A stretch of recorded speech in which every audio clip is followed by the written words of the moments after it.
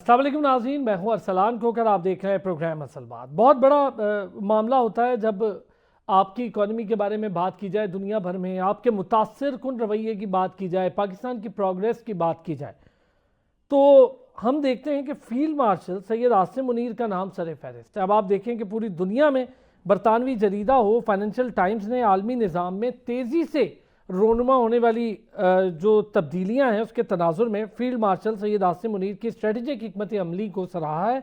और खाली सराहा नहीं है बल्कि उसको गैर मामूली करार दिया है। अच्छा, इसमें कोई दो राय नहीं है। आप ज़रा आलमी माहौल को देखें, अफगानिस्तान की सिचुएशन को देखें, भारत पाकिस्तान के तनाजुर में होने वाली उस लड़ाई को देखें जो भारत ने हम पर मुसल्लत की, जिसके बाद भारत को अजीमत ही नहीं उठानी पड़ी बल्कि उसके दांत हकीकी मानों में खट्टे हुए, थप्पड़ पड़े। उनके हालात सारी दुनिया के सामने हैं। उनके कितने जहाज़ गिरे हमने नहीं बताया, पूरी दुनिया ने बताया। उसके बाद ईरान इसराइल कॉन्फ्लिक्ट रहा, पाकिस्तान का किरदार बड़ा पॉजिटिव रहा। जिसके बाद फ़लस्तीन का मसला रहा, गज़ा में होने वाली दहशत गर्दी इसराइल की रही, पाकिस्तान का किरदार बड़ा मौसर रहा। फिर हमने कतर का मामला देखा, हमने दीगर ममालिक में पाकिस्तान के किरदार को सराहा। पाकिस्तान की इकॉनमी आगे बढ़ रही है, अमरीका के साथ ताल्लुकात का एक नए दौर का आगाज़ हो रहा है, इंडिया फर्स्ट का नारा पीछे चला गया। ये काफ़ी सारी डेवलपमेंट्स हैं, ये हमारे लिए बहुत बड़ी डेवलपमेंट है। बांग्लादेश पाकिस्तान जिस तरह से ताल्लुकात बहाल भी नहीं हुए बल्कि बांग्लादेश को समझ आई और फिर उन्हें अपना दुश्मन उनकी अपनी आंखों से जब वो चश्मा उतारा जो भारत ने लगा रखा था वो नज़र आया, तो अंदाज़ा हुआ कि उस्मान हादी जैसे शानदार नौजवान के कत्ल के पीछे भी भारत इन्वॉल्व है। ये हम नहीं कह रहे, बल्कि उनकी अपनी जो तहकीकाती इदारे हैं उन्होंने ये बात कही, वो फुटेजेस सामने आ गई कहाँ से उनका ताल्लुक था। फिर यके बाद दीगरे एक और नौजवान को कत्ल कर दिया गया, उसका ताल्लुक भी भारत से था। भारत से एहतजाज किया गया, उन्होंने एहतजाज के साथ ड्रामा नया किया कि बांग्लादेश के सिफारत खाने को नई दिल्ली में हिरासा करने की कोशिश की। ये तो वतीरा है भारत। इन सब के साथ पाकिस्तान की अगर हम पॉलिटिकल सिचुएशन देखें तो यकीनी तौर पर एक स्टेबिलिटी की सिचुएशन दिखाई देती है, चीज़ें आगे बढ़ रही हैं, लेकिन माशरे में एक सुकून का एलिमेंट बहुत ज़रूरी होता है। और ख़ास तौर पे अपोजिशन का किरदार अगर अपोजिशन वाला हो, हुकूमत का किरदार हुकूमत वाला हो, दोनों को अपना किरदार अदा करना है। मैं ज़रा फील्ड मार्शल और उनके हवाले से जो फाइनेंशियल टाइम्स है उसने जिस तरह की बात की उस पर भी हम ज़रा बड़ी डिटेल बात करेंगे। पाकिस्तान में पीटीआई क्या चाहती है? मुज़ाकरात चाहते नहीं है। क्रिस्टीना लैम जैसी खातून के साथ बैठना उन्हें ओके लगता है, यल्दा हकीम के साथ बैठना उन्हें ठीक लगता है, जो पाकिस्तान की ना सिर्फ दुश्मन है बल्कि इस वक्त वो इसराइल के साथ मिलकर तो फ़लस्तीन कॉज की भी दुश्मन है। उनके साथ बैठना इन सारे ख़ानदान को ठीक लगता है, इनकी बहनें भी हों, इनके बच्चे भी हों। और आप शायद जानते नहीं हैं कि क्रिस्टीना लैम का किरदार 2001 में क्या था। वो यहाँ से डिपोर्ट हुई थी एक जाली टिकट कटवाते हुए, और वो कोयटा से कराची की एक जाली, एक बहुत टॉप टेररिस्ट के नाम की टिकट कटवा रही थी, जिस पर वो पकड़ी गई। जाली टिकट थी, उन्हें डिपोर्ट किया गया, ये उनके साथ जाके बैठ गए। यानी जो जर्नलिस्ट के नाम पर एक बहुत बड़ा धोखा है, ये सारे उनके साथ बैठे। मुज़ाकरात इन्हें नहीं कर रहे, मुज़ाकरात की दावत वज़ीर आज़म भी देंगे। अच्छा, इनके अपने अंदर मौलवी महमूद हों या फिर फवाद चौधरी हो, इमरान इस्माइल हो, आजकल आप इन्हें बहुत ज़्यादा वोकल होते देख रहे हैं। क्या वजह है कि ये एक बार फिर मंजर आम पर आ रहे हैं, फिर पीटीआई की बात कर रहे हैं? खुद पीटीआई से कहते थे हमारा कोई ताल्लुक नहीं है, फिर उसकी बात कर रहे हैं। कोई नया ग्रुप बनने जा रहा है। बैरिस्टर गौहर कभी मुज़ाकरात की बात करते हैं तो बानी पीटीआई की बहनें उसको कहती हैं जो मुज़ाकरात की बात करेगा वो पीटीआई में नहीं है, वो हम में से नहीं। ये कैसे मामला आगे बढ़ेंगे? फ़ारूक भट्टी साहब सीनियर तजियाकार हैं, असद खरल साहब सहाफ़ी और तजियाकार हैं, आगा इकरार हारून साहब भी सीनियर सहाफ़ी और तजियाकार हैं। बहुत शुक्रिया तीनों हज़रात ने हमें ज्वाइन किया। खरल साहब, पहले ज़रा फाइनेंशियल टाइम्स पे बड़ा ज़रूरी होगा बात करना। ये पाकिस्तान के लिए बड़े अच्छा एक मौका है। 2025 अपने इख्तिताम तक पाकिस्तान के लिए अल्हम्दुलिल्लाह काफ़ी कामयाबियाँ समेट रहा है। फिर इससे पहले बरतानवी जरीदे ने जो नाम और नंबर दे दिए थे राफेल के, वो सबके सामने। इसके बाद फाइनेंशियल टाइम्स ने जिस तरह से फील्ड मार्शल सैयद आसिम मुनीर को मुतासिर कुन तब्दीलियों की वजह करार दिया पाकिस्तान की, और पाकिस्तान प्रोग्रेस कर रहा है, ये मेरा ख्याल है एक बड़ा पॉजिटिव एलिमेंट होगा हमारे लिए उस बैनुल अक़वामी उफ़क़ पर। देखिए, जिस तरीके से अगर बात की जाए, आपने कहा कि हुकूमत को हुकूमत करनी चाहिए और अपोजिशन को अपोजिशन करनी चाहिए। और इन हालात में जब अपोजिशन जो है वो एक इंतशार की सियासत कर रही हो, वो बजाय एक जो तामीरी तनकीद है उसकी बजाय वो एक जिस तरीके से आपने माजी में देखा इनका रवैया, और पूरा साल जो वो करते रहे, और अभी भी सारा मामला जो उनकी पूरी कोशिश है, उसके बावजूद पाकिस्तान की मुआशी तौर पर इस तरह तरक्की करना और फिर इंटरनेशनल जो फोरम्स हैं वहां से इस तरह की गवाहियां आना सामने। इससे पहले आपने देखा वर्ल्ड बैंक की रिपोर्ट देख लें, आप आईएमएफ के हवाले से देख लें, ब्लूमबर्ग की रिपोर्ट्स आई, और अभी जो आपने बात की, तो मैं समझता हूं। और फिर इसमें जो बात करते थे लोग, कुछ तनकीद भी कर रहे थे, तो जनरल आसम मुनीर की अगर बात करें, जो चीफ ऑफ डिफेंस फोर्सेस है अब और फील्ड मार्शल है, तो उनका इसमें कलीदी रोल इसलिए है कि जो एसआईएफसी जो है, जो फॉरेन इन्वेस्टर जो इंटरेक्ट करने के लिए एक बाकायदा एक बनाई गई बॉडी, तो उसका आहिस्ता आहिस्ता अब नताइज जो है वो सामने आना शुरू हो गए। और वही वजह है कि आज अगर पाकिस्तान की तरक्की और जो उसकी प्रॉस्पेरिटी के अंदर उनका एक बड़ा कलीदी किरदार नजर आ रहा है, तो ये उसकी एक वजह अहम ये भी है।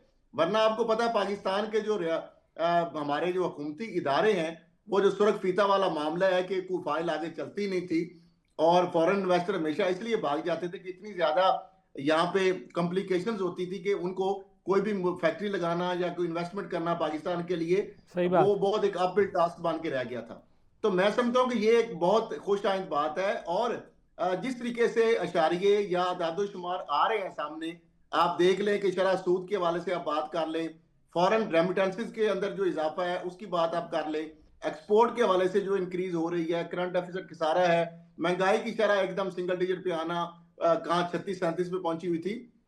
तो मामला ये है कि ये सारे इशारे जो है वो बहुत अच्छा, अच्छी एक इसमें गवाही दे खरल रहे हैं। साहब लेकिन एक अब चीज़ और मामला भी ये बड़ी है इंपॉर्टेंट है, कि इन खाली इस हद जी तक जी बात कि आप अपनी इकोनॉमी बेहतर करें, क्योंकि दुनिया भी इकोनॉमी से जुड़ी है। आप ज़रा अपने दिफाई माहिदों के हवाले से भी चीज़ें को बैन अवी पस मंज़र पर देखें। और दूसरा, JF-17 थंडर जिस तरह से मकबूलियत और पाकिस्तान का वक़ार बढ़ा है और दुनिया भर उसको लेने में इंटरेस्टेड है, ऑस्ट्रेलिया तक ने मुआहिदा कर लिया। आप ये चीज़ें भी देखें कि जिस तरह से उसकी डिमांड दुनिया भर में बढ़ रही है, ये भी बहुत एक ज़बरदस्त एस्पेक्ट है हमारे लिए। देखिए, वो अभी जो पाक भारत जंग के अंदर हमें एक मौका मिल गया अपनी ताकत दिखाने का, और उस पर जाहिर बात है ये सारी दुनिया को पता चल गया, और पूरी पूरी जो इंटरनेशनल जो बहुत बड़े ममालिक जो बड़े यानी इस हवाले से बहुत आगे जिनके पास टेक्नोलॉजी थी, वो भी जब उनके भी तैयारे जिस तरह गिरे और पाकिस्तान का जो सारा ये चीजें सामने आई, तो मैं समझता हूँ इस पे एक तो हमारा फॉरेन पॉलिसी की बात की जाए, वो बहुत बेहतर हुई है। भारत आइसोलेशन में चला गया, हम आगे बहुत अच्छा, हमारा डिफेंस के वाले से हमारे जो रिसेंट मुआहदे हुए हैं।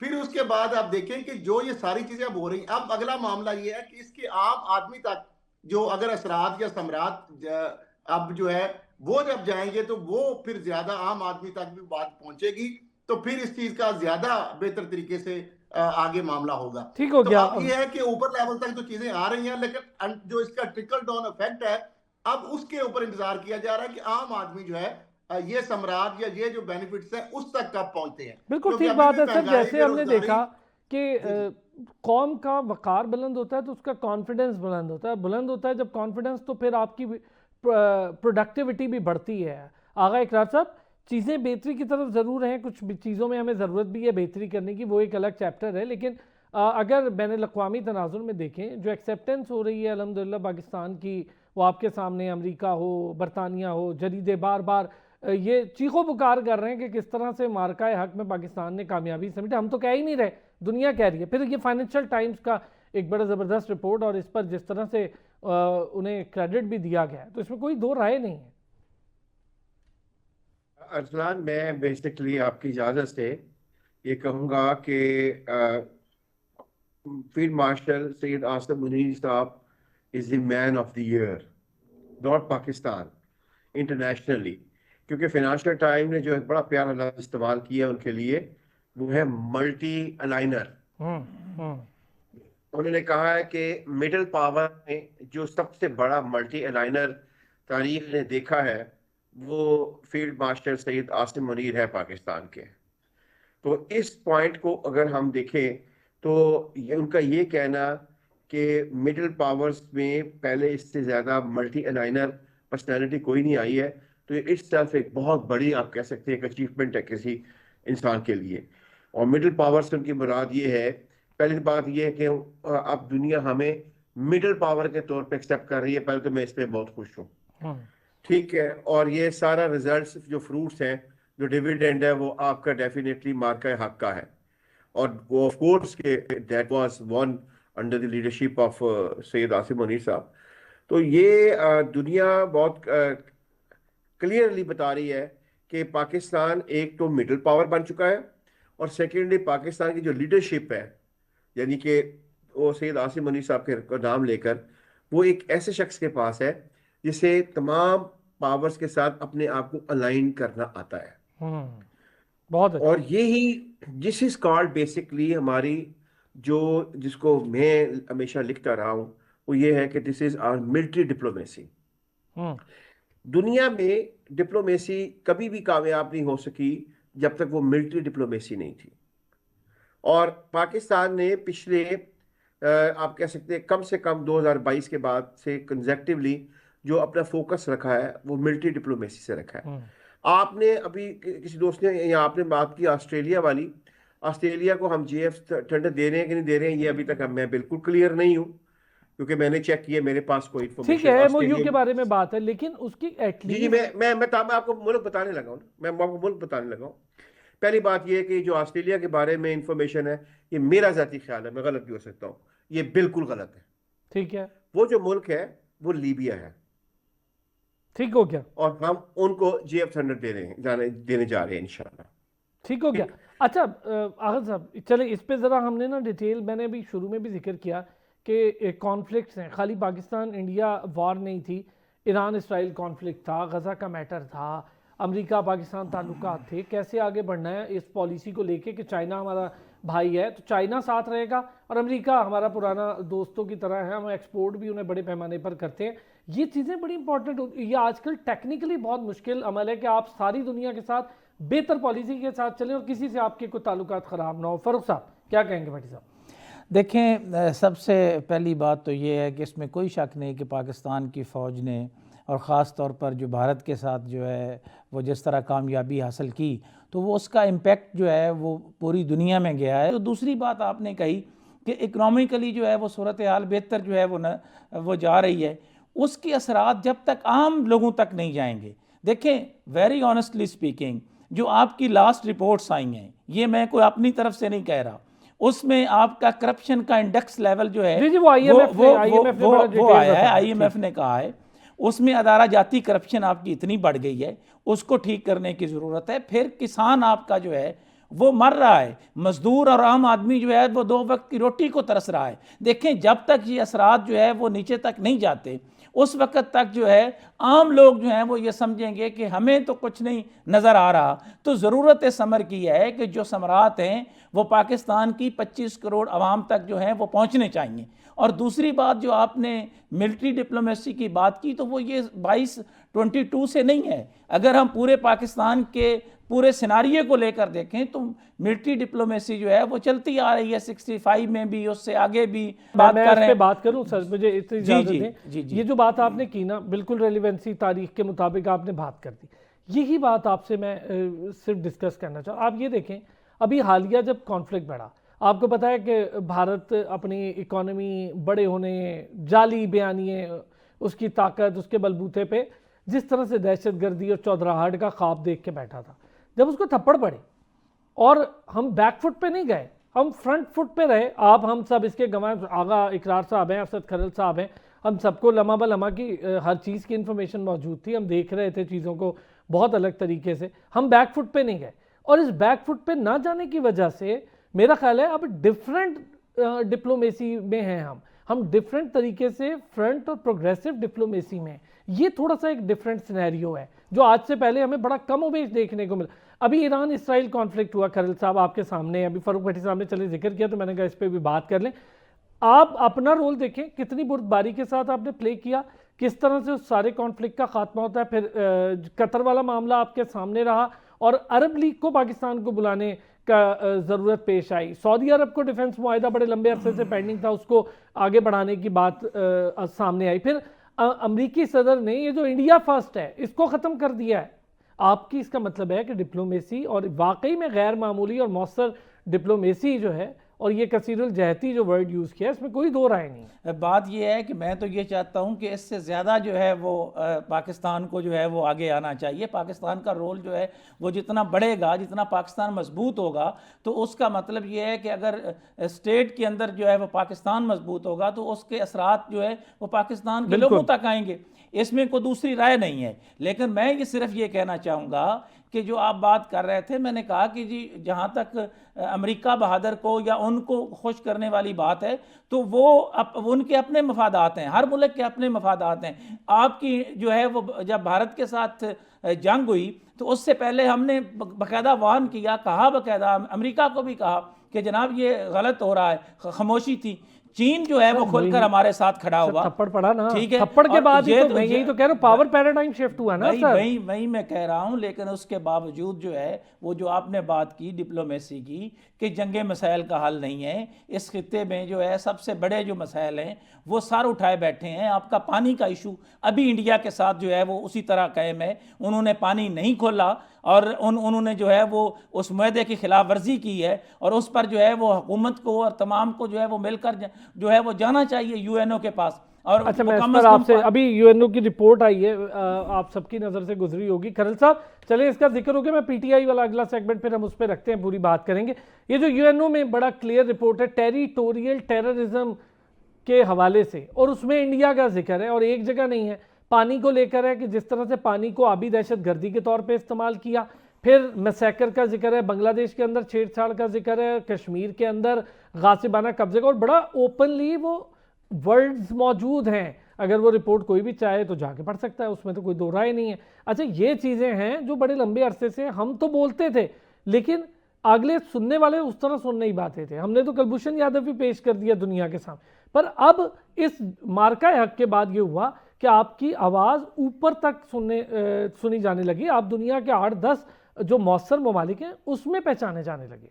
खरल साहब, उसी चीजों को लेकर बाकायदा उसकी तौसीक की है यूएनओ ने बाकायदा, और एक चार्जशीट है इंडिया के खिलाफ, भारत के खिलाफ बहुत बड़ी एक चार्जशीट है। और दूसरी तरफ पाकिस्तान को उन्होंने जिस तरीके से दिखाया है, बहुत अच्छा उसका एक रोल जो है पाकिस्तान का दिखाया है। लेकिन उसके साथ साथ जिस तरह आपने बताया कि भारत की जानब से अभी दहशतगर्दी की बात हो, अपनी सरजमीन जो पाकिस्तान के खिलाफ इस्तेमाल करनी हो, अफगानिस्तान के जरिए, प्रॉक्सीज के जरिए पाकिस्तान के ऊपर, और फिर जिस तरह चाह बाहर तक इनका असर रसूख था, कुलभूषण यादव नेटवर्क वहां से भी ऑपरेट कर रहा है, बलूचिस्तान के अंदर जो शोरश बर्पा कर रहे थे वो इंतशार और सारी दहशतगर्दी तकरीबकारी मामला, ये एक दो। दूसरा जानब ये आप देखें कि ये मार्का हक के बाद एक और चीज भी आई है कि पाकिस्तान हमेशा डिफेंसिव पे रहता था फॉरेन पॉलिसी के हवाले से। अगर महाज पे हम देखें तो हमेशा पाकिस्तान जो है वो एक डिफेंसिव में होता था, और भारत जो है हमेशा अग्रेसिव उसकी पॉलिसी होती थी। वो हमेशा वो कहता था कि भारत जो है वहां से दरअंदाजी होती है, यानी पाकिस्तान से दरअंदाजी भारत में होती है। पाकिस्तान जो है वो आतंकवाद जो है दहशतगर्दों को प्रमोट करता है, और दहशतगर्दी का वो जो है मतलब पीछे जी जो वो साजिशें कर सकते थे वो अब उनके अपने गले पड़ गई ना, तो वो बिल्कुल उल्टी पड़ गई हैं। अब वो चीजें जो हम कहते थे एक्चुअली कि भारत जो है मकाराना तरीके से हमें डिफेंसिव में लाता था, अब वो यूएनओ की तरफ से आवाजें उठ रही हैं। अब अक़वाम आलम के जो फोरम्स हैं वो भी हमारी बातों की तायद करने पर मजबूर हो गए हैं कि वाकई भारत एक प्रॉस्परस और एक पुरअमन एक रियासत है जो कि किसी भी मुल्क के अंदर को ना दहशतगर्दी करवाती है। उसकी पाकिस्तान की बात कर रहे हैं आप, पाकिस्तान के हवाले से चीजें बहुत क्लियर बात कर रहा हूं।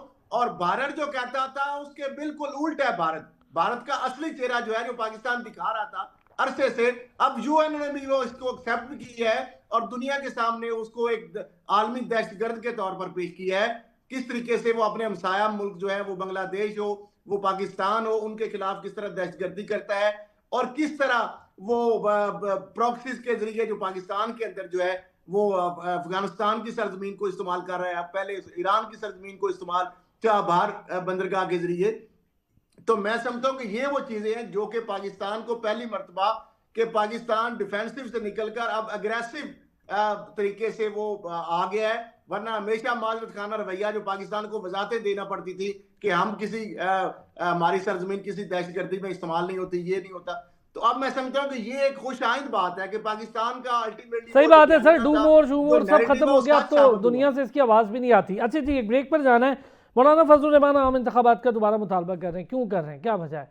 और पीटीआई जो कि मैंने शुरू में जिक्र भी किया, जरा इस पर भी बात करेंगे एक ब्रेक के बाद। एक बार फिर खुश आमदीद कहेंगे जी, बात करेंगे जरा मुज़ाकरात की बातें हो रही हैं। वज़ीर आज़म एक बार फिर दावत दे रहे हैं, लेकिन उन्होंने कहा ब्लैकमेलिंग को ज़रा साइड पे रखें, मुज़ाकरात असूली बुनियाद पर जिन चीज़ों पर हो सकते हैं उस पर करें, वो कौन सी चीज़ें और क्यों ये पीछे हट रहे हैं? अलीमा खान तो कहती हैं जी जो पीटीआई लीडर मुज़ाकरात की बात करेगा वो तो हम में से है ही नहीं, वो तो है ही नहीं हमारे साथ।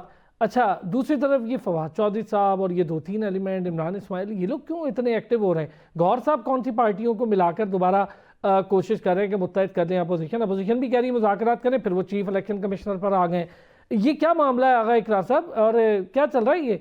पहले हम मुज़ाकरात का जोर सुनते हैं और फिर हम देखते हैं डेडलॉक और ऊंट किसी करवट नहीं बैठा, ये एक बार फिर होगा क्या? असलान साहब, शायद मैंने आपके ही प्रोग्राम में एक दफ़ा कहा था कि तारीख इस बात की गवाह है कि जो कल्ट होता है वो कभी किसी से मुज़ाकरात नहीं करता है। ठीक हो और गया। ये बात मेरे ख्याल में मैंने कई साल पहले से कंसेक्टिवली कहता आ रहा हूँ। तो पीटीआई सिंस कि मैं उसको हमेशा कल्ट समझता हूँ, उसे कभी मैंने पॉलिटिकल पार्टी ना लिखा है ना बोला है, तब भी जब वो तमाम ताकतें एक पेज पर थी, तो कल्ट कभी भी मुज़ाकरात नहीं करते। कल्ट सिर्फ अपनी बताते हैं कि उनकी क्या डिमांड है या उनका क्या हुक्म है, और अगर हुक्म उनका कबूल किया जा सकता है तो ठीक है, नहीं तो फिर वो एक और हुक्म लगा देते हैं। हुकूमत की तरफ से मुज़ाकरात की एक दफ़ा फिर पेशकश करना ये बहुत एक खुश आइंद अमल है, क्योंकि हुकूमतें हमेशा मुज़ाकरात करती हैं के लिए ऑफर्स करती हैं, और ये हुकूमत को तो पहले ही पता है कि आप जितनी मर्जी भी ऑफर करें आगे से मुज़ाकरात नहीं हो रहे हैं, तो वो तो बड़े आराम से ही कर देते हैं। इसमें आपने अभी बात की कि मुख्तलिफ लोग मार्केट में आए हुए, ये लोग अपनी एक आप समझिए कि एक छोटी सी दुकान के लिए आते हैं मार्केट में कि हमें शायद कुछ स्पेस मिल जाए, और लेकिन मेरा नहीं ख्याल है कि कोई स्पेस किसी को मिलेगी।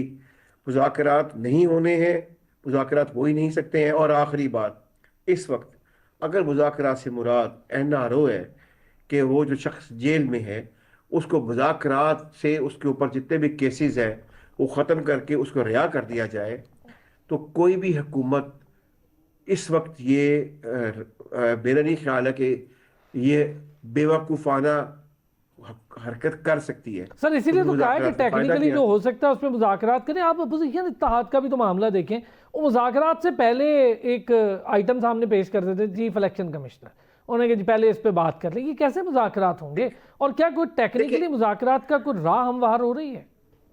देखिए, बात यह है कि ओपोजिशन का ये राइट बनता है कि वो डिमांड्स रखे। हम ये नहीं कह सकते कि ये गलत है, लेकिन ओपोजिशन है कौन सी, मुझे ये बताइए। पाकिस्तान में कौन सी ओपोजिशन रह गई है? ठीक है, मुझे तो कोई ओपोजिशन नजर ही नहीं आती। सिंपल सी बात है। अच्छा, यही चीज़ ज़रा मैं खरल साहब पहले आपसे, फिर मैं ज़रा भट्टी साहब से भी इसका व्यू लेता हूँ। ये जो हम मुज़ाकरात की बात देख रहे हैं, ये पता नहीं कौन से धड़े से हो रही हैं। आज एक, अब वो खुद बैरिस्टर गौहर एक बात कहते हैं, उसकी नफ़ी हो जाती है दूसरी तरफ से उन्हीं के अपने ख़ानदान से, और एक तरफ कभी अली अमीन गंडापुर कुछ कहते हैं, उसकी नफ़ी हो जाती है। फिर आप देखें कि किसी सूरत कोई इरादा नहीं है विफाक का वज़ीर आला खैबर पख्तूनख्वा को तब्दील करने के, तारिक फजल चौधरी साहब कह रहे हैं। अब एक तरफ ये कहते हैं जी हमें तब्दील करना चाहते हैं, दूसरी तरफ गवर्नमेंट कह रही है हमें कोई ज़रूरत नहीं है आपको तब्दील करने की, आप अपने मामलात खुद ही इतना ख़राब कर रहे हैं कि सारी दुनिया देख रही है।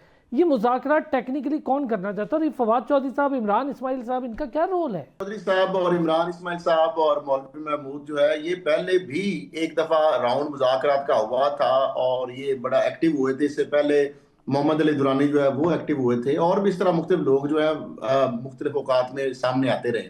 लेकिन मैं समझता हूँ अगर मुज़ाकरात वाकया ही गवर्नमेंट करना चाहती है या एस्टेब्लिशमेंट या पीटीआई के मुज़ाकरात हो सकते हैं, तो अभी तक तो मेरा ख्याल है वो मुज़ाकरात का एक ही तरीका है कि वो जो चेयरमैन है बैरिस्टर गौहर और जो सीएम पीटीआई की जो हुकूमत है उनके ज़ाहिर बात है सरबराह जो है वो बानी पीटीआई के बाएतमाद साथी हैं यकीनन, तो उनके जरिए मेरा ख्याल है अगर मुज़ाकरात का ये जो राउंड है वो चलाया जाए तो ज्यादा बेहतर है, बजाय ये कि इस तरह के जो 2-3 लोग आ गए हैं, क्योंकि ना तो इनको पीटीआई की लीडरशिप या जो उनके सपोर्टर्स या वोटर्स हैं वो इनको एक्सेप्ट करने के लिए तैयार है, और ना ही ये कोई ऐसे लोग हैं कि इनको हम कोई इस्टेब्लिशमेंट या हुकूमत के नुमाइंदे कह सकते हैं, क्योंकि इनका जो स्टांस है वो बज़ाहिर तो प्रो पीटीआई अब लगता है। जाहिर बात है उसके पहले तो जब एक ऐसा भी वक्त था कि जब वो पीटीआई की बजाय वो किसी और जगह पे जाके बैठ गए थे, लेकिन अब फिर आहिस्ता आहिस्ता वो अपनी स्पेस पीटीआई में बनाने की मुसलसल कोशिशें कर रहे हैं। लेकिन मैं समझता हूँ कि इसके लिए ज्यादा बेहतर था कि सलमान अकरम राजा जो जनरल सेक्रेटरी हैं, शेख उनके वकास हैं या जो बैरिस्टर गौहर हैं या उनके जो वज़ीर आला KP के, उनके जरिए अगर हुकूमत या PTI के मुज़ाकरात जो वो ज्यादा बेहतर तरीके से आगे चीजें बढ़ सकती हैं।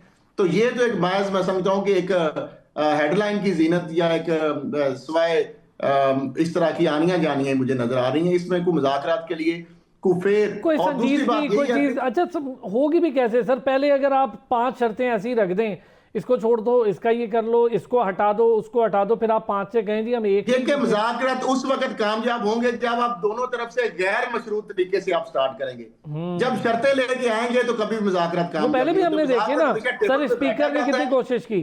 खरल साहब आपके सामने आप लोगों ने तो कवर किया इन सारी चीजों को, तो स्पीकर वो ने यही है ना, मशरूत आ जाती वहां पे बाहर के 4 चीज शर्तें रख दी जाए तो उसके बाद मुज़ाकरात वाली बात, यानी वो कोई भी ऐसे मुज़ाकरात में शर्तें ऐसी होती हैं कि जो सारी हुकूमत के खिलाफ जारी होती हैं कि बानी PTI को राह कर दो, बाकियों को राह कर दो, नए सिरे से इलेक्शन कर दें, हुकूमत को खत्म कर दें। तो ये सारी चीजें कौन फिर करेगा? देखिए हमेशा जो है मुज़ाकरात दोनों गैर मशरूत तरीके से दोनों फ्री कैन टेबल पे बैठते हैं या कोई बीच में सालस आ जाता है, फिर दोनों की बातें सुनी जाती हैं, कुछ चीजें गिव एंड टेक होता है। ये नहीं होता कि जिस तरह अभी वो बात कह रहे थे कल्ट की तरह की, मतलब आप एक ठोंस दें या एक मुतालबात ऐसे रख दी जाए, लंबी चौड़ी फरिश्त दे दे, तो उस पर प्रॉब्लम पता क्या है? प्रॉब्लम ये है खरल साहब और तीनों हजरात बैठे हैं, यहाँ पर अपोजिशन हो नहीं रही। जहाँ पर फारूक भट्टी साहब अपोजिशन होनी थी वहां पर तो हमने अपोजिशन होते नहीं देखी। जब तरमीम हो रही थी अपोजिशन ने ऐसा कल्टी खाई कि ना आपने उनकी मुखालिफत में कोई वोट दिया, देते ना सारी चीजें खामोश करके आप लोगों को कुछ और जस्टिफाई कर रहे हैं, असल में कुछ और करें। आप मुज़ाकरात दे, कोई धड़ा मुझे ये बता दें, कोई एक धड़ा है जो मुज़ाकरात कर सकता हो? अरसलान खोखर साहब आप मेरे लिए बड़े मोहतरम हैं। बात यह है कि आप तारीख़ को या हालात वाक़यात में जो चीज़ें हो रही हैं उनका अदराक अगर नहीं करना चाह रहे तो ना करें। अभी मेरे भाई एक ने कहा है कि ये कल्ट है। देखें इनके नज़दीक कल्ट होगा। 8 फरवरी को लोगों ने वाज़े तौर पर मैंडेट जो है वो दिया था और ये किसी और को नहीं PTI को दिया था। अब बात यह है कि जो आप कह रहे हैं कि मुज़ाकरात नहीं होने, भाई हर चीज़ जो है वो मुज़ाकरात की टेबल पर ही होती है।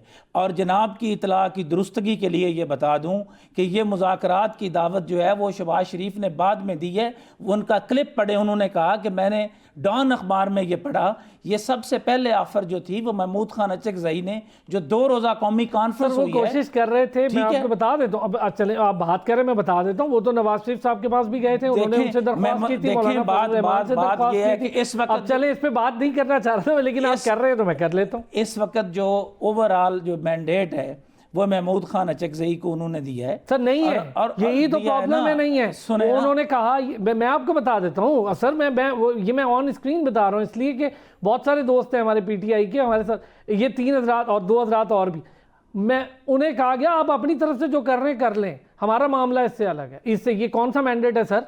देखें जो नुकात उन्होंने दिए हैं उसके बाद देखिए बात ये है कि अगर आप सर डिनाई करते हैं PTI वाले इस बात को जो मैं कह रहा हूँ। मैं आपको ये बताऊं, PTI कोई डिनाई नहीं कर रही। PTI कह रही है कि भाई जो महमूद खान अचकज़ई और जो राजा नासिर अब्बास को मैंडेट दिया गया है जो वो कहेंगे हम वो करेंगे। देखें बात ये है कि पहले भी माजी में भी जो है वो पॉलिटिकल पार्टीज़, किसी पॉलिटिकल पार्टीज़ को भी दीवार के साथ जब आप लगाते हैं तो उसके नतीजे जो है वो आपने देख लिए। पीपल्स पार्टी को ख़त्म करने के लिए जो है वो 11 साल तक कोशिश की गई, क्या पीपल्स पार्टी ख़त्म हो गई?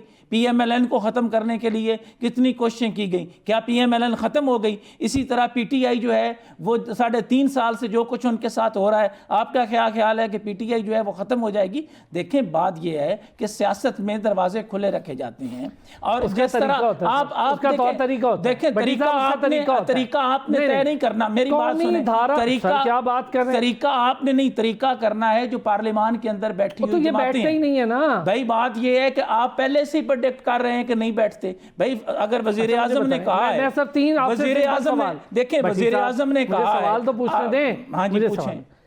क्या ऐसा नहीं हुआ कि दोनों बार तरमीम हुई, एक बार मौलाना फजल रहमान के कंधे पे रखकर इन्होंने गोली, मैं अगर आप ये कहें कि नहीं हुआ ऐसा, भाई मैंने कवर किया है, हमने खुद देखा है इनकी आनियाँ जानियाँ, और ये कोई और भी नहीं कह रही, हम सारे हजरात बैठे आपने भी देखी हैं। इन्होंने उनके कंधे पे रखकर फायर किया और बाद में कहा जी हमें तो पता ही नहीं था, वोट दिया उसकी मुखालिफत में। दूसरी बार तरमीम हुई, वोट दिया उसकी मुखालिफत में।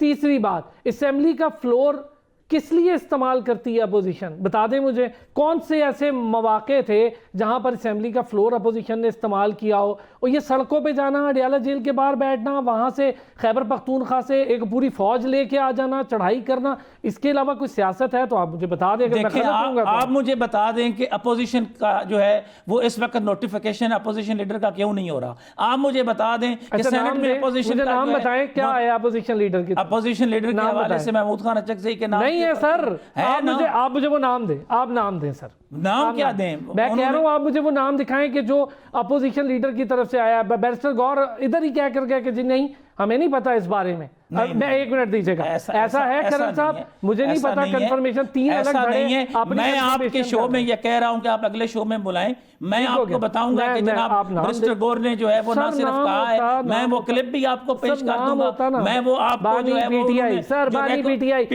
उससे आगे कोई बात ही नहीं होती। अच्छा कर्नल साहब, क्या ऐसा है या नहीं है?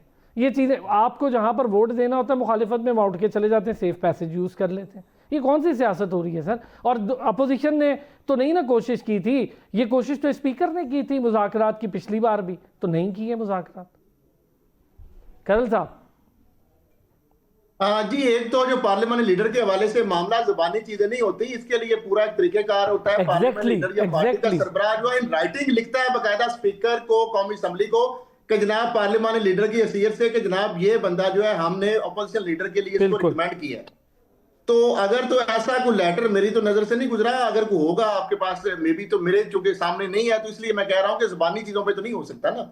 ठीक है, वो होना चाहिए अपोजिशन लीडर जो है, इतनी देर से कौमी असम्बली में अगर नहीं हो रहा तो हुकूमत जो है उसकी जानब से मैलाफाइडी भी नजर आती है। लेकिन जो पीटीआई है उसकी जानब से भी तो प्रॉपर जो एक तमाम कानूनी रास्ते हैं वो इख्तियार करने चाहिए थे। और अगर वो नहीं बनाते, स्पीकर हठधर्मी का मुजाहरा करते हैं, तो उनके लिए सुप्रीम कोर्ट या आईनी अदालत का दरवाजा वो भी मौजूद है। उनके पास कानूनी माहिरीन बड़े बड़े नामवर हैं, वो जाके वहां पे भी दरवाजा खटा सकते हैं और कौम के सामने रखें कि जनाब देखिए ये हमारा एक प्रॉपर कानूनी प्रोसीजर मौजूद है, सारा कुछ हो चुका है, लेकिन दानिस्ता जो है अपोजिशन लीडर जो है उसको नॉमिनेट नहीं किया जा रहा। फिर जो पब्लिक अकाउंट्स कमेटी के चेयरमैन जो है वो भी इनके अगर नहीं है, उस पर भी पीटीआई कोई शोर नहीं मचाती।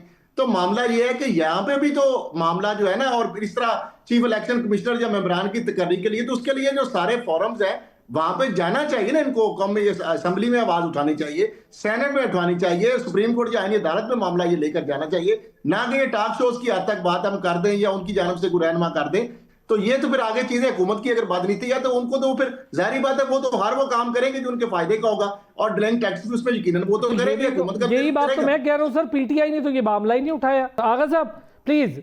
अच्छा, 3 चीजें मैंने पूछी थी, मुझे इसका जवाब ना तो वहां से कभी मिला पीटीआई से, ना यहाँ से कोई मिल रहा है, और सारे कह रहे हैं जी इनको बैठना चाहिए, इनको स्पेस देनी चाहिए। भाई स्पेस में आपके पास पंजाब असेंबली में भी सीटें हैं, आपके पास सीटें यहाँ नेशनल असेंबली में भी हैं। खैबर पख्तूनख्वा की हुकूमत 10 साल से ऊपर आप कर गए, बेड़ा गर्क करके रख दिया है सारी हुकूमत का, सारी एडमिनिस्ट्रेशन का। वहाँ पर वज़ीर आला को एक ही काम है कि वो जलसे जुलूस करता रहे। ये आप कौन सी स्पेस मांगते हैं? स्पेस तब होती है सर जब आपने 9 मई ना किया हो, ये किया ना, या आप कहते नहीं किया, ये भी झूठ था। और खुदा का नाम लें सर, स्पेस के लिए आप अपनी जगह खुद बनाते, कोई तरीका तो इख्तियार करें मुज़ाकरात का। आगा साहब प्लीज। मुझे आप पिछले 5 मिनट दे दीजिएगा, बड़ी अच्छी गुफ्तगू हो रही है पीटीआई का किरदार और पार्लियामेंट। मुझे एक बात बताइए, पीटीआई की तारीख पार्लियामेंट में है क्या? जब पीटीआई पावर में नहीं थी 2013 के इलेक्शन के बाद, उन्होंने पार्लियामेंट में कभी नहीं आए थे, बाइकआउट किया था। जब 2018 में उनकी हुकूमत आ गई, उन्होंने 80% से ज़्यादा जो अपना लॉ मेकिंग की वो प्रेसिडेंशियल अपना ऑर्डर से की, ठीक है, ऑर्डिनेंस से की। उसके बाद उन्होंने एक दफ़ा सबने इस्तीफ़ा भी दे दिया, तनख्वाहें भी लेते रहे। आज भी आपने ये अपनी पब्लिक अकाउंट्स कमेटी की बात की है, चेयरमैन उन्होंने इस्तीफ़ा दे दिया, आज भी अपनी गाड़ियाँ इस्तेमाल कर रहे हैं। पीटीआई की तारीख बड़ी क्लियर है, वो ये है कि तनख्वाह पूरी लेनी है, गाड़ियाँ पूरी लेनी है, आए ना आए पार्लियामेंट में। आपको याद होगा कि इन्होंने इस्तीफे दे दिए थे। जी जी बिल्कुल ठीक है, ये पार्लियामेंट पे कभी, और ये इन्होंने कभी पार्लियामेंट पे यकीन किया ही नहीं। यकीन करते थे अपना एस्टेब्लिशमेंट के ऊपर और हाई कोर्ट और सुप्रीम कोर्ट के ऊपर। क्या वहाँ पे इनके टीम BCD सारी बैठी हुई थी, A भी बैठी हुई थी। उन्होंने तो कभी पार्लियामेंट को ना वो इज्जत और एहतराम दी, वो तो इस पार्लियामेंट के खिलाफ हमेशा से खिलाफ रहे। पीटीआई का तो आप पढ़ लेना, पीटीआई ने हमेशा पार्लियामेंट को गाली दी है जब वो पावर में नहीं होती है, उसने पॉलिटिशियंस को गाली दी है, उसने कहा है कि ये कॉन्स्टिट्यूशन रिडंडेंट हो चुका है, इस कॉन्स्टिट्यूशन को बदलना पड़ेगा, पार्लियामेंट किसी काम की नहीं है, किसी खाते की नहीं है, कोई हैसियत नहीं है। जब एक जिसको आप पॉलिटिकल पार्टी कहते हैं और मैं कल्ट कहता हूं, और मैं एक बात अपना दोस्त को बता दूं, कल्ट को वोट पड़ते हैं, आप भूल जाते हैं हिटलर भी एक कल्ट था और वो इलेक्शन जीत कर आया था। ये जेहन में रखिए, तारीख को ठीक कर लें। कल्ट होता कौन है? कल्ट होता है कि तमाम ताकतें एक शख्स के गिर्द इवॉल्व होती, उसमें कोई पॉलिटिकल पार्टी नहीं होती है, और वो शख्स ही आखिरी और उसके मुंह से हर निकला हुआ लफ्ज ही फैसला होता है। ये होता है कल्ट, और मेरे ख्याल में वो मुस्तनद है पीटीआई के ऊपर, और मुझे इसमें कोई दूसरी राय नहीं। छोटा सा सर सवाल है, उसका भी जवाब देते हैं। हाँ साहब, मैं ये नहीं कहता हूँ, देखिए मेरा पहले दिन से आप हो गए हम हो गए, हमारा काम ये है जर्नलिस्ट का कि हम तमाम पॉलिटिकल पार्टीज को स्पेस पर हम सब मुत्तफिक है, सबकी होनी चाहिए, मैं तो अभी भी कह रहा हूँ होनी चाहिए, लेकिन स्पेस लेना किसने है, स्पेस का तरीक़ाकार क्या है? क्या आप उन पार्टियों को भी देने को तैयार हैं जो हंगामा आराई करती हैं, जिन्होंने 9 मई, मैं सिर्फ ये कह रहा हूँ 9 मई के बाद भी आप बैठे हुए हैं असेंबली में, इससे ज़्यादा क्या स्पेस चाहिए, ये पूछना चाह रहा हूँ। और बैठने के बाद ऐसा क्या फ़र्क डाल दिया बतौर अपोजिशन पार्टी आपने कि हम कहें कि कमाल कर दिया ये आपने, और ये कवानीन थे जिसको नहीं आगे होना चाहिए था, तो ये कवानीन थे जिसको बनना चाहिए था, ये आम लोगों का मसला था। ये कहते थे कि जी 1947 से केपी को पैसे नहीं मिले, और भाई 2018 में वजीर आज़म तुम्हारा, वजीर आला परवेज़ खटक तुम्हारा, तो दे देते ना पैसे, क्यों नहीं दिए? 3.5 साल हुकूमत रही, फिर क्या प्रॉब्लम है? अरसलान साहब, मैं अपनी पूरी रिस्पॉन्सिबिलिटी से अपने तमाम दोस्तों को एक सवाल करने लगा हूं, और मुझे जवाब जरूर चाहिए। पीटीआई ने 2013, 2018 और अब 2025, क्या पीटीआई ने कभी भी प्राइवेट मेंबर डे के ऊपर कोई बिल मूव किया है? नहीं किया।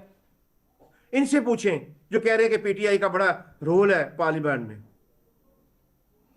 जी भट्टी साहब। जी, पहली बात तो ये है कि प्राइवेट मेंबर्स बिल की जो आप बात कर रहे हैं, प्राइवेट मेंबर्स बिल पीटीआई ने मूव भी किया है, और जो आप कह रहे थे, देखें मैं वही तो पूछना चाह रहा हूं भाई, कौन सा आप, मैं डिटेल, मैं आपको भाई, मैं आपको डिटेल निकाल के बैठा हुआ, मुझे नाम बताइए भाई, मैं आपको डिटेल निकाल के दे दूंगा।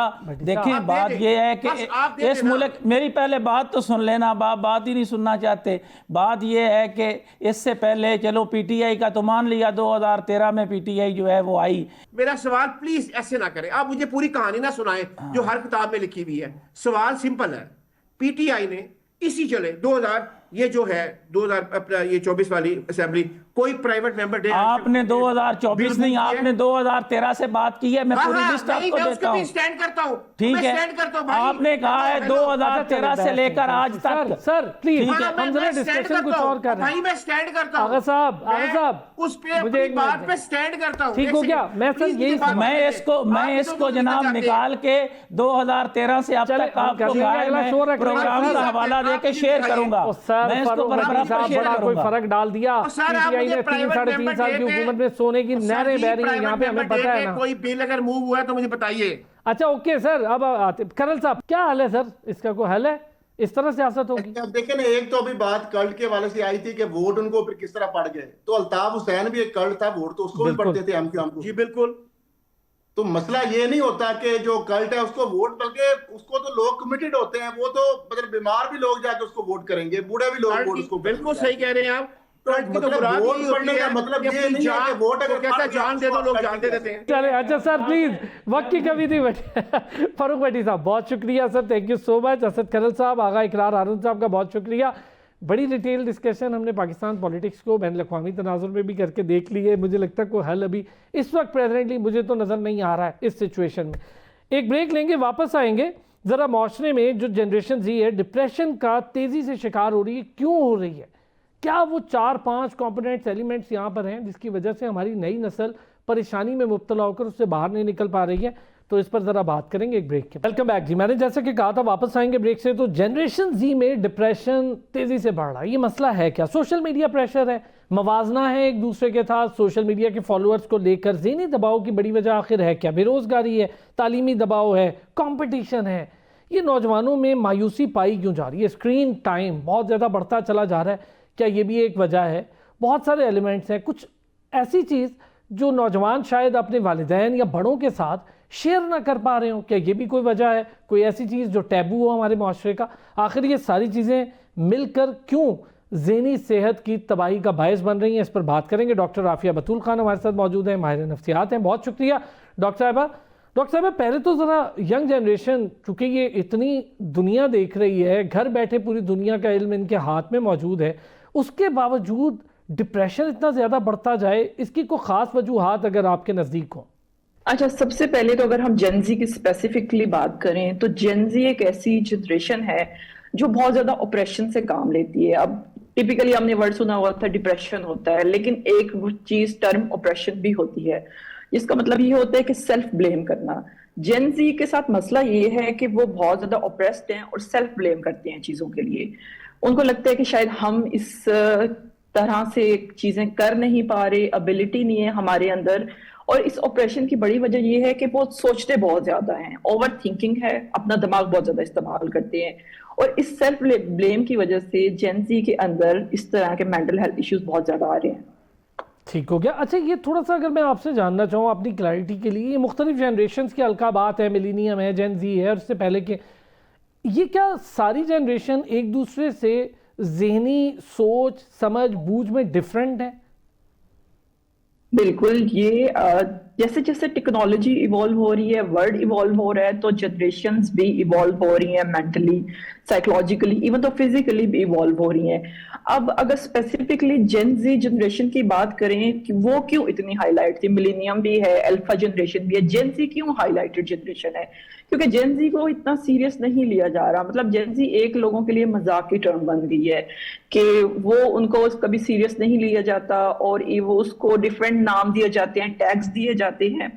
तो वो एक दूसरी जनरेशन, जेन जी जनरेशन दूसरी जनरेशन के साथ अलाइन नहीं हो पा रही, जिसकी वजह से वो बहुत एक डिफरेंट और सेपरेट तरह की दिखाई देती है। फिर उनके पॉइंट ऑफ व्यू इतने ओपन हैं और इतने वो ब्लंट उनके पॉइंट ऑफ व्यूज हैं, जो कि पुराने जो लोग हैं वो उनको उस तरह से एक्सेप्ट ही नहीं कर पाते। ठीक है, तो ये गैप जरूर पैदा हो रहा है। अच्छा, सोशल मीडिया, इसका प्रेशर आप देख रहे हैं, ये भी एक बड़ा मामला बनता जा रहा है, फॉलोअर्स को लेके, सोशल मीडिया की खबरों को लेके, उसके साथ एसोसिएशन को लेके, ये एक नया डिप्रेशन हम देख रहे हैं। और ये आज से पहले हमारी जनरेशन में तो नहीं था, शायद अब भी ना हो, लेकिन ये मेरे बाद की जनरेशन भी ये बहुत जोरों शोर से देख रही है। बिल्कुल, अभी एक देखें, लोगों के अंदर ये लोनलीनेस है ना, इसके बाद इसकी सबसे बड़ी वजह तो ये मोबाइल फोन, सोशल मीडिया है। अब लोगों के पास और कुछ एक्टिविटी नहीं है। आपने देखा होगा कि फिजिकल एक्टिविटीज बिल्कुल खत्म हो चुकी हैं, कोई हेल्दी इंटरेक्टिव एक्टिविटीज नहीं है, फैमिली सिस्टम खत्म हो चुके हैं। लोगों के पास सिर्फ एक ही मीडियम है एंजॉयमेंट का, और वो उनका फोन है, उसके ऊपर वो सोशल मीडिया। अब उनके लिए उनकी लाइफ सिर्फ सोशल मीडिया है, वहां पे उन्होंने अपने आप को दिखाना है, वहां पे सारा कुछ करना है। अब ये जो फैमिली, ये अब पेरेंट्स की बहुत बड़ी एक रिस्पॉन्सिबिलिटी है कि अपने बच्चों से बात करें, अंडरस्टैंड करें। हर बंदा एक इतना मटेरियलिज्म की दौड़ में है कि उसको सब कुछ अपनी लाइफ में अचीव करना है, और उस चक्कर में हमारी मेंटल हेल्थ बहुत पीछे रह रही है। और जेनजी के साथ भी यही है कि वो पर जब उनको चीजें अपने हिसाब से कूल लगती हैं तो वो करते हैं, उनको एक्चुअल में कुछ गाइडेंस नहीं मिल रही हमारी सोसाइटी से। ठीक हो गया। अच्छा, जरा सोसाइटी का रोल भी, क्या हमारी सोसाइटी में तब्दीली आई है लास्ट अगर 15 साल की मैं बात करूं, क्योंकि आपके पास ऐसे कई केसेस आते हैं, आप इनको डील करती हैं, देखती हैं, क्या ऐसी तब्दीली आई है 15 साल में हमारी सोसाइटी में? ख़ास तौर पे आपने कहा कि मोबाइल, लैपटॉप, ग्लोबल कनेक्टिविटी बहुत ज़्यादा बढ़ गई है, दोस्त अब सिर्फ आपके सोशल मीडिया पे रह गए, एक दूसरे को लाइक कर लें, कमेंट कर लें, वो दोस्त हो गए, थोड़ी देर एक दूसरे के साथ बैठें, वो इन डेप्थ डिस्कशंस, शायद जो एक पक्का दोस्त जिसका नाम होता था, वो शायद अब नहीं हो पा रही। इससे क्या फ़र्क पड़ रहा है? बिल्कुल, एक ये डेफिनेटली ये चीज आइसोलेशन की तरफ जनरेशन को जा रही है। फिर उसके बाद ड्रग्स लेने का ट्रेंड भी जेन जी और डिफरेंट ये यंगस्टर में ये एक बहुत बड़ी वजह है इन मेंटल हेल्थ इश्यूज की। अब मैं अगर पिछले 15 साल से देखूं और मैं अगर अपने टाइम पीरियड को देखूं, जब हम बच्चे थे तो हमारी एक एक्टिविटीज हमारी डिफरेंट होती थी, कजन्स के साथ रहना, उनके साथ अपनी चीजें सीखनी। फिर बड़े बुजुर्ग बहुत आपके लिए इंपॉर्टेंट रोल होते थे, मतलब ये ऐसा नहीं कि आपके दादा दादी, इवन तो आपके अंकल जो हैं, आपकी आंट्स जो हैं, आपके चाचा पुप्पो, वो आपको मतलब पेरेंट्स अगर बिजी भी हैं तो एक स्टोरी टाइम होता था, उसमें बच्चों को वो चीजें बताते थे, सिखाते थे, फिर ग्रुप एक्टिविटीज होती थी। अब वो सारी चीजें खत्म हो गई हैं, मतलब टेक्नोलॉजी ने बहुत तरक्की कर ली है। अच्छा, एक और चीज, हम अभी वेस्टर्न कल्चर के साथ भी बहुत कंपैरिजन करते हैं कि अगर हमें देखें कि हमारी ड्रेसिंग सेंस में वो सारी चीजें आ गई हैं, फिर मजहब से बहुत हद तक जो एक दूरी है वो भी मैं इस चीज में कंसिडर करूंगी। और फिर ओवर एक्सपोजर जो है हमारी इंफॉर्मेशन का, ये एक बहुत बड़ी वजह है कि ये सारे इश्यूज आ रहे हैं। मतलब एक बड़ा इंपॉर्टेंट एक कोट है कि इतनी ही इंसान के पास इंफॉर्मेशन होनी चाहिए जितनी उसको रिक्वायर हो। अगर आप एक्स्ट्रा और ओवर इंफॉर्मेशन ले लेते हैं तो वो आप इतनी जल्दी डाइजेस्ट नहीं कर पाते, तो ये एक बहुत बड़ी वजह है। आपने बड़ा अच्छा एक पॉइंट रेज किया, मजहब से दूरी। आप देखें आजकल भी ये हो रहा है कि जो नौजवान नस्ल है वो आखिरकार लौट के फिर अपने सुकून के लिए मजहब की तरफ जा रही है। एट दी एंड उन्हें यही समझ आ रहा है कि मुझे सुकून नहीं मिल रहा, मैं ये कर लेता हूँ मैं। अच्छा, इसके लिए ज़रा समझाएं हमें, आप काउंसलिंग कैसे करते हैं, क्या होती है काउंसलिंग, आगाही देना क्या चीज़ है आज के दौर में, जहाँ पर नौजवान को बता दिया गया नो कहना सीखें, वो नो अब बड़ों को भी कह देते हैं, वो ऐसी बात पे भी कह देते हैं जो नहीं कहना चाहिए। ये भी एक बड़ा मैटर बन गया है कि नो कहना एक फैशन हो गया है। बिल्कुल बिल्कुल। अच्छा, वैसे तो हम जो हमारी साइकोलॉजी है जो हम बुक्स में पढ़ते हैं उसमें वो एक वेस्टर्न साइकोलॉजी है। अनफॉर्चुनेटली पाकिस्तान में उतना काम नहीं हुआ, तो वेस्टर्न साइकोलॉजी में तो हमें वो मजहब की तरफ जाने ही नहीं देते। मतलब वो यहाँ पे अगर आप क्लिनिक में बैठ के किसी को ये कहें कि आप नमाज पढ़े तो वो हमारी फील्ड के लिए एक बहुत बड़ा टैब हो जाता है कि नहीं आपने क्यों कहा। तो उसमें ये होता है कि हम उनके अपने इस तरह की काउंसलिंग करते हैं, सीबीटी करते हैं कि उनमें माइंड उनका इस तरह से रिफ्रेम करते हैं कि वो खुद से इस चीज को पहचाने कि हाँ हम किस चीज को लैक कर रहे हैं।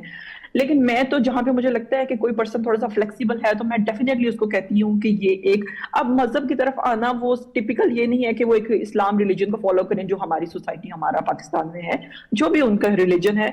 तो फिर वहां पे वर्ड हम स्पिरिचुअलिटी करते हैं कि आप अपने सोल के साथ कनेक्ट हो, और आप देखेंगे उसमें डिफरेंट टेक्निक सिखाई जाती हैं, ग्राउंडिंग टेक्निक होती है। उसमें ये होता है कि आप रात का कुछ टाइम जो है वो अपने आप को दें, सोचें, आप अच्छे बुरे की जब करें तो वो आहिस्ता आहिस्ता फिर वो जब इस तरह से चीजें डेवलप होती हैं तो वो स्पिरिचुअलिटी की तरफ लोग आ जाते हैं। लेकिन एट द एंड हल इन सब चीजों का स्पिरिचुअलिटी है, रिलीजन के पास होना है। और दूसरी एक और चीज, दोस्ती बहुत जरूरी है। कैथार्सिस एक चीज होती है, जब आपका कोई मेंटल हेल्थ इशू है, जिस तरह से पोस्ट ट्रॉमेटिक स्ट्रेस डिसऑर्डर है, उसमें कैथार्सिस करिए। अगर किसी से बात करें तो आपके 70% मसले उसी एक सिटिंग में हल हो जाते हैं जब आप किसी को अपनी बात बताते हैं। लेकिन अब यहाँ पे भी एक मसला आ रहा है कि ट्रस्ट इश्यूज इतने ज्यादा हैं कि कैथार्सिस कोई करना ही नहीं चाहता। नेक्स्ट पर्सन को लगता है कि पता नहीं मैं इसको बात बताऊंगा तो ये मुझे जज करेगा। ये बात दुरुस्त है। फिर जो रिकॉर्डिंग्स हो जाती हैं फ़ोन की, उसका मजाक उड़ा लिया जाता है वीडियोस के ज़रिए, फिर जो अपनी पिक्चर्स हैं उसके मुकाबले शुरू हो जाते हैं। ये जो नौजवानों में मायूसी का एक बड़ा एलिमेंट है कि वो ख़ानदान में भी बात नहीं कर पाते, और इसी तरह अपने सोसाइटी में भी उन दोस्तों की बड़ी कमी है जिनके साथ बैठकर शायद कोई हल भी निकल आता था। हम खुद देखा, हमने कई ऐसे मामले थे, हमारे दोस्त हमें ये भी कह देते थे कि वालिदैन ठीक कह रहे हैं, उनकी बात समझने की कोशिश करें, क्योंकि वो नहीं हो सकता कि वो आपसे बेहतर ना जानते हो। हमें ये सिखाने वाले लोग हमारे दोस्त भी मौजूद। अब यहाँ भी कमी है, वो कह देते हैं यार ना कहना सीखो ना भी कह दो ये चीज़ शायद तुम्हारे लिए ठीक नहीं, तुम जो करना चाहते हो कर लो। वो फिर बेराहो रवि आ जाती है। इसको कैसे टैकल करना है? और थोड़ा सा एक अलग इस पे भी चाहूँगा कि आप कमेंट करें, ये जो एक्सट्रीम इतने हो गए हैं बिहेवियर्स हमारे, हम या तो बिल्कुल माइल्ड हैं या बिल्कुल एक्सट्रीम है। बिल्कुल ऐसा ही है। सोसाइटी हमारी एक्सट्रीम है, इसमें हमारी सोसाइटी में ग्रेज नहीं है, या वाइट है या ब्लैक है। तो एक तो ये एक बहुत बड़ी एक्सट्रीमिस्ट बिहेवियर हमारे बहुत ज्यादा है। दूसरा ये है कि अब ये पेरेंट्स, मुझे लगता है कि ये हमें इस तरह के काउंसलिंग सेशंस रखने चाहिए, एक कैपेसिटी बिल्डिंग प्रोग्राम्स हमें करनी चाहिए जिसमें पेरेंट्स को समझाना चाहिए। सबसे बड़ी जो चीज है, ये जो इस यंग जनरेशन में जेन जी के अंदर अवेयरनेस और चीजें हो सकती हैं, वो मदर की तरफ से हो सकती हैं। तो अब लेकिन हर women is a working women और टाइम ही नहीं है, तो ये एक बहुत बड़ी चीज है। अच्छा, ये सब कुछ नहीं हो सकता तो हमें नौजवान नस्ल को इस तरह की टेक्निक सिखानी चाहिए कि वो कुछ, जैसे पहले डायरी लिखने का एक बड़ा ट्रेंड होता था, जर्नल राइटिंग, बिल्कुल। उसमें पूरे दिन की कुछ एक्टिविटी होती थी तो वो बहुत फ्रस्ट्रेशन दूर हो जाती थी, कैथारसिस हो जाता था। लेकिन अब वो बिल्कुल कोई उसका सिस्टम नहीं रहा डायरी का, मतलब अब ये बहुत ओल्ड फैशन कॉन्सेप्ट लगता है कि डायरी भी लिखते होते हैं। सही बात है। तो इस तरह की छोटी छोटी अगर छोटी छोटी इस तरह की एक्टिविटीज हम सिखाएं उनको तो बहुत हद तक चेंज आ सकता है। अच्छा, ये जो कनेक्टिविटी और बॉन्ड का हम आप और मैं जो डिस्कशन कर रहे हैं, इसकी एक बड़ी अहम बात माशरती रवैये भी है, जो खाली दोस्तों से नहीं बल्कि मोहल्ले इर्द गिर्द के लोग, टीचर्स बड़ा इंपॉर्टेंट रोल प्ले करते थे लोगों की लाइफ में। फिर खेल फिजिकल हुआ करते थे, ग्राउंड्स में जाके खेला जाता था। इससे भी काफ़ी दूरी इख्तियार की है मेरा ख्याल है इस नई जनरेशन ने, ये भी शायद एक वजह हो सकती है। बिल्कुल। मैं आपने 15 साल के कंपैरिजन मुझे कहा कि करने का बताया। मुझे लगता है कि ये जो पिछले 6 साल के अगर हम देखें कोविड के बाद से, तो चीजें बहुत चेंज हुई हैं, सिनेरियोस बहुत डिफरेंट हुए हैं। लोग आइसोलेट, वो एक दो साल का टाइम पीरियड लोगों ने आइसोलेशन में गुजारा है, वो मुझे लगता है उनकी लाइफ रूटीन बन गया है कि वो उन्होंने हर चीज जो है वो उनको घर में ही चाहिए। आउटडोर एक्टिविटीज बिल्कुल खत्म हो गई हैं, कोई प्ले ग्राउंड उस तरह से नहीं रहे। और अब तो अगर कुछ ये जो जैसे स्नूकर है, गोल्फ होता था, अब ये भी एक न्यू मॉडर्न टेक्नोलॉजी के थ्रू एक स्क्रीन पे ही खेला जाता है। तो मतलब जो एक प्रॉपर एक नेचर के करीब रहना होता था, चीजें होती थी, वो आहिस्ता आहिस्ता खत्म हो गया। मुझे लगता है कि 2019 वो जो कोविड का टाइम पीरियड था, उस टाइम से चीजें बहुत ज्यादा चेंज हुई हैं।